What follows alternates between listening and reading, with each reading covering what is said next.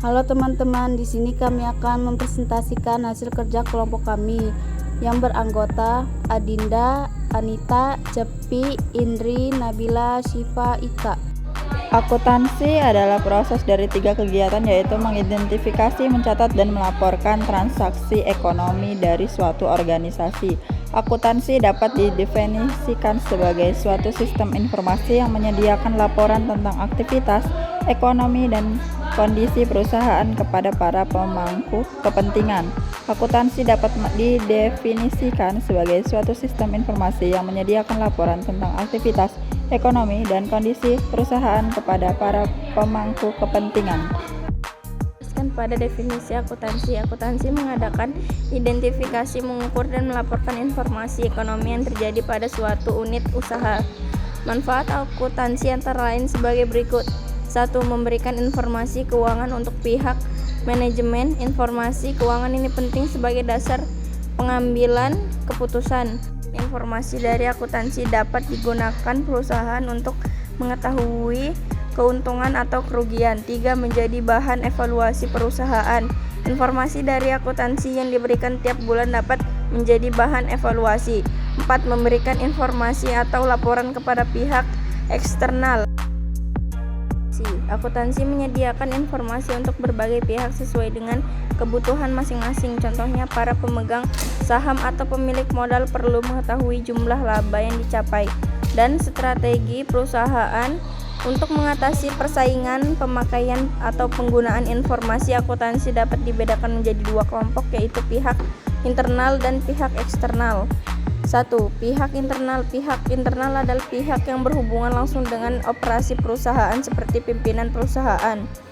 Eksternal adalah pihak-pihak yang tidak terlibat secara langsung dengan kegiatan operasional perusahaan.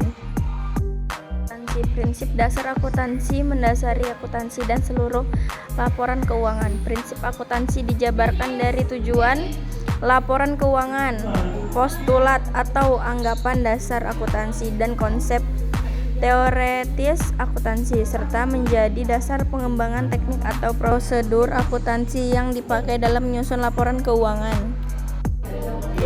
Orang yang mendalami ilmu akuntansi dan bekerja di bidang akuntansi disebut akuntan. Profesi akuntan dapat dibedakan sebagai berikut. 1. Akuntan perusahaan internal, yaitu akuntan yang bekerja di dalam perusahaan dan bertanggung jawab atas berbagai fungsi akuntansi. 2. Akuntan publik, yaitu akuntan independen bebas yang secara perorangan atau kelompok memberikan jasa dalam bidang akuntansi dan berbagai perusahaan atau organisasi bisnis dan non-bisnis. 3. Akuntan pemerintah adalah akuntan yang bekerja dalam lembaga-lembaga pemerintah yang tugas utamanya adalah merencanakan, mengendalikan, dan memeriksa penggunaan uang atau kekayaan negara. 4. Akuntan pendidik adalah akuntan yang bertugas utamanya mengembangkan dan mengajarkan ilmu akuntansi, misalnya dosen dan guru mata pelajaran akuntansi. A. Pengkelompokan akun. Menurut Horngren akan dikelompokkan ke dalam 3 kategori besar, yaitu sebagai berikut. 1. Aktivia. Yang digunakan oleh sebagai besar perusahaan adalah sebagai berikut. A. Kas. 2. Piutang usaha. C. Wesel tagih. D. Beban dibayar di muka. E. Tanah. F. Bangunan. 2. Kewajiban liabilitas. Akun-akun yang termasuk dalam akun liabilitas atau kewajiban dalam sebagai berikut. A. Utang usaha. B. Wesel bayar. C. Kewajiban akural. 3. Ekuitas pemilik. Ekuitas terdiri atas beberapa pernyataan sebagai berikut. A. Modal. B. Penarikan. C. Pendapatan. 1. Kode numerik. Kode numerik mengacu pada pemberian kode akun dengan menggunakan nomor-nomor yang dimulai dari angka 0 sampai angka 9. A. Kode nomor berurutan. Akun diberi nomor secara berurutan. B. Kode berkelompok. Kode kelompok adalah jenis pengkodean yang digunakan pada numerik yang disesuaikan dengan kelompok jenis dan golongan akun. C. Kode blok. Kode blok dilakukan dengan pemberian nomor berupa blok secara berurutan berdasarkan golongan akun. 2. Kode desimal. Pemberian kode desimal dilakukan dengan cara pengelompokan akun atas beberapa kelompok. 3. Kode mnemonik. Kode mnemonik adalah jenis pengkodean menggunakan huruf. 4. Kode kombinasi huruf dan angka. Kode kombinasi huruf dan angka merupakan kombinasi pada numerik dan mnemonik. Transaksi keuangan adalah kegiatan yang dilakukan perusahaan dalam rangka merealisasikan tujuan perusahaan. Contoh transaksi keuangan antara lain pemilihan peralatan pembayaran utang dan penerimaan piutang. 1. Jenis-jenis transaksi. Ada transaksi internal dan transaksi eksternal. 2. Siklus akuntansi perusahaan jasa pada umumnya memiliki urutan sebagai berikut. 3. Jenis-jenis bukti transaksi memiliki berbagai jenis. A. Memo. Memo umumnya adalah bukti yang dibuat oleh perusahaan dan tunjukkan pada bagian dari perusahaan tersebut. B. Faktur. Faktur adalah suatu bukti pembukaan yang menyatakan telah terjadi suatu transaksi jual beli dengan cara kredit.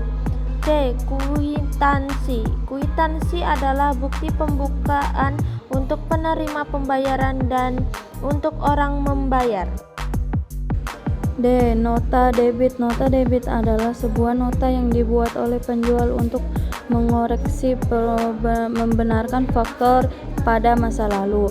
Nota kredit. Nota kredit adalah bukti pembukuan atas penjual dengan kredit sebagai koreksi atau perubahan jumlah tagihan yang berkurang akibat kekeliruan pada masa lalu. F. Bon kontan. Bon kontan adalah bukti pembukuan yang dibuat penjual atas penjualan dengan cara tunai. Pada bukti bon kontan dicantumkan barang, harga, dan jumlah yang dibayar. G. Rekening koran. Rekening koran merupakan bukti pembukaan yang dibuat oleh bank atau nasabah dan pendebitan secara pengkreditan dilihat dari sudut bank. B. Sumber pencatatan transaksi perusahaan dagang. Perusahaan dagang adalah perusahaan yang kegiatannya membeli barang dan menjual kembali tanpa melakukan perubahan terhadap barang tersebut terlebih dahulu. A. Pencatatan penyetoran modal oleh pemilik pada tanggal 2 Januari 2023. Poppy membuka usaha salon dengan nama Salon Cantik untuk modal pertama. Poppy menginvestasikan uang pribadinya sejumlah 300 juta. B. Pencatatan pembelian perlengkapan secara kredit pada tanggal 3 Januari 2003. Salon Cantik membeli secara kredit dari toko Sempurna perlengkapan salon berupa tisu.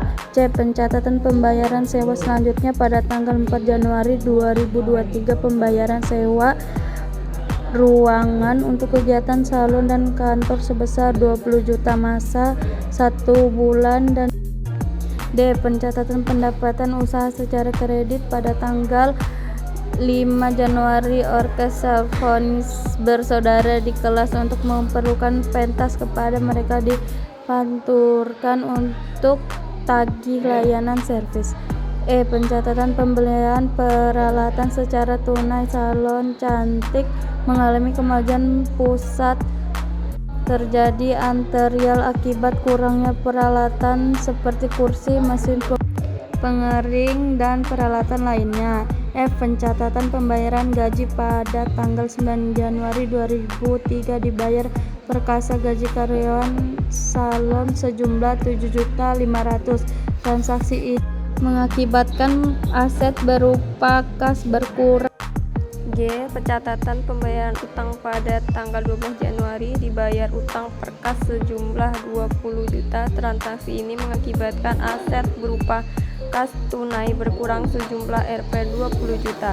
H. Pencatatan penerimaan pendapat perkas pada 14 Januari diterima perkas hasil pekerjaan salon yang telah selesai dikerjakan sejumlah 19 juta. Transaksi ini dicatat dalam persamaan akuntansi dengan penambahan aset berupa I. Pencatatan pembelian perlengkapan secara kredit pada 15 Januari dibeli tambahan perlengkapan salon seharga Rp 29 juta secara kredit dari toko Hani. J. Pencatatan pelunasan piutang pada 18 Januari diterima perkas pelunasan piutang dari langganan kredit sejumlah 30.500.000. Percetakan 80 apa transaksi ini dalam persamaan akuntansi dalam penambahan aset berupa kas. K. Pencatatan ambilan prepaid oleh pemilik pada 20 Januari. Poppy mengambil uang tunai sebesar 4.500 untuk kepentingan pribadi. L. Percetakan penerima pendapat secara tunai pada 25 Januari terima tunai pendapat jasa salon sebesar 25 Januari diterima tunai pendapatan jasa salon sebesar Rp 2.500. Transaksi ini mengakibatkan aset berupa kas atau uang tunai bertambah.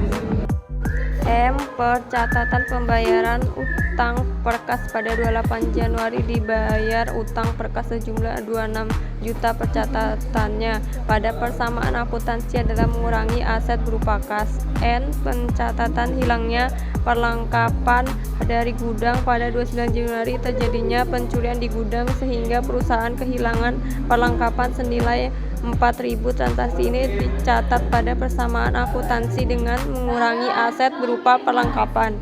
O. Pencatatan persediaan perlengkapan pada akhir bulan pada 31 Januari setelah diinventarisasi perlengkapan. O. Pencatatan persediaan perlengkapan pada akhir bulan pada 31 Januari telah diinventarisasi perlengkapan yang ada dalam persediaan ternyata sebesar 45 juta. Transaksi ini dicatat dalam persamaan akuntansi dengan mengurangi aset berupa perlengkapan 5 juta.